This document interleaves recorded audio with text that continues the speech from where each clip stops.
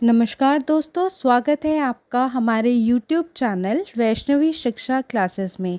आज का हमारा विषय है यूरिया। हाँ जी, यूरिया के ऊपर इसलिए बात होगी क्योंकि इस उर्वरक की वजह से देश की अर्थव्यवस्था और पर्यावरण को बहुत ही गंभीर नुकसान पहुंचता है। तो चलिए इस पर बात करते हैं। इस साल अपने बजट के भाषण में जो हमारी वित्त मंत्री निर्मला सीतारमण जी हैं, उन्होंने खेती में प्रोडक्टिविटी और अडेप्टेबिलिटी को प्राथमिकता के रूप में पेश किया। इस पहल का उद्देश्य प्राकृतिक खेती को बढ़ावा देना, दालों, तिलहनों और सब्जियों के उत्पादन को बढ़ाना, कृषि अनुसंधान में सुधार करना और जलवायु अनुकूल फसलों को प्राथमिकता देना है।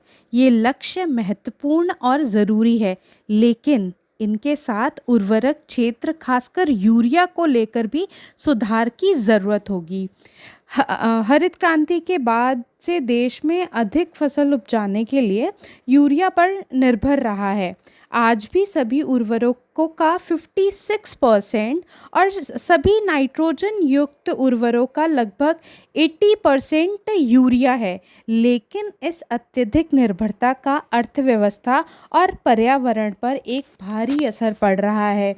यूरिया की वजह से पर्यावरण पर 3 तरह से बुरा असर पड़ता है।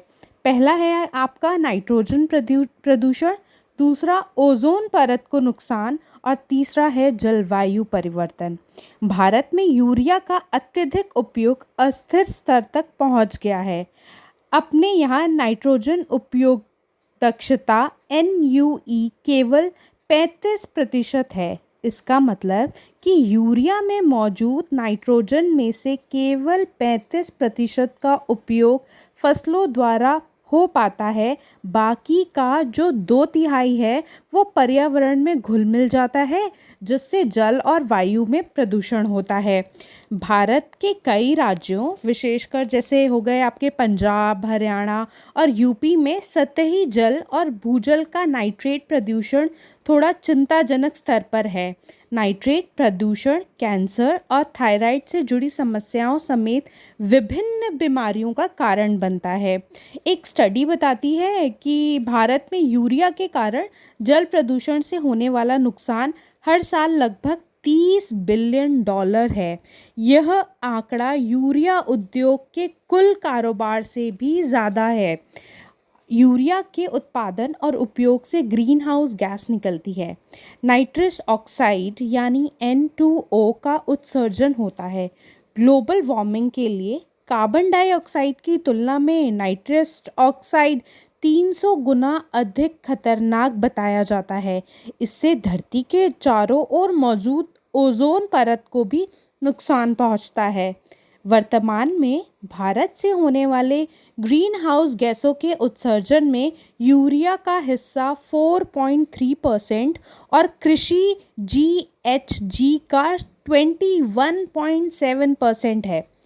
यूरिया का बोझ अर्थव्यवस्था पर भी भारी पड़ रहा है। यूरिया सब्सिडी 1980-81 में 500 करोड़ रुपए से कम थी, जो 2022 से 2023 में 1,68,692 करोड़ रुपए हो गई है। आज यूरिया सब्सिडी उत्पादन लागत का लगभग 90% है। 1980 के दशक में यह उत्पादन का लागत 20 से 40% थी। समस्या है कि उत्पादन आयातित प्राकृतिक गैस पर आधारित है। 2022 से 23 में 84% यूरिया आयातित NG से उत्पादित हुआ।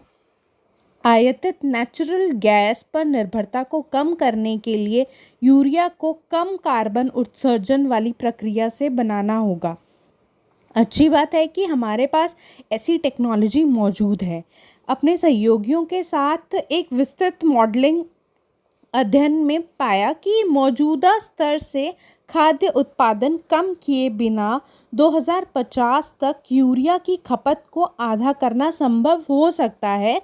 ऐसा प्राकृतिक खेती को बढ़ावा देकर, NUE को बढ़ाकर और नाइट्रोजन युक्त उर्वरकों में यूरिया के अनुपात को कम करके किया जा सकता है। सबसे महत्वपूर्ण बात यह है कि मौजूदा प्राकृतिक गैस पर आधारित यूरिया निर्माण संयंत्रों को अगले 2 दशकों में ग्रीन हाइड्रोजन और नवीकरणीय ऊर्जा में ट्रांसफ़र किया जा सकता है। ग्रीन हाइड्रोजन से बनने वाली ग्रीन यूरिया सस्ती भी पड़ेगी। इसकी औसत लागत लगभग 39,771 रुपये प्रति टन होगी, जबकि प्राकृतिक गैस से बनने वाली ग्रे यूरिया की लागत करीब 45,213 रुपये प्रति टन है। इसका मतलब है कि जो ग्रीन यूरिया है वो हमें कम लागत पर मिलेगी। मिशन पर फोकस ये हो सकता है कि सरकार को नेशनल ग्रीन हाइड्रोजन मिशन के साथ एकीकृत ग्रीन यूरिया मिशन लॉन्च करना चाहिए, ताकि 2050 तक यूरिया निर्माण क्षेत्र को ग्रीन यूरिया में बदला जा सके। मिशन का लक्ष्य होना चाहिए कि 2050 तक गैर रासायनिक खेती को 30% तक बढ़ाना, NUE को 30% तक सुधारना और नाइट्रोजन युक्त उर्वरकों में यूरिया के अनुपात को 30% तक कम करना। यदि ग्रीन यूरिया मिशन अपनाया जाता है तो आयात समाप्त हो जाएगा, सब्सिडी में 65% की कमी होगी और ग्रीन हाउस गैसों के उत्सर्जन में 64% की गिरावट आएगी।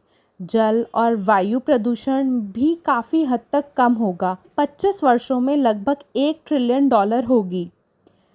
फ़िलहाल यूरिया सेक्टर बहुत ज़्यादा रेगुलेटेड है, इससे मुनाफा कम होता है और नई टेक्नोलॉजी अपनाने में दिक्कत होती है।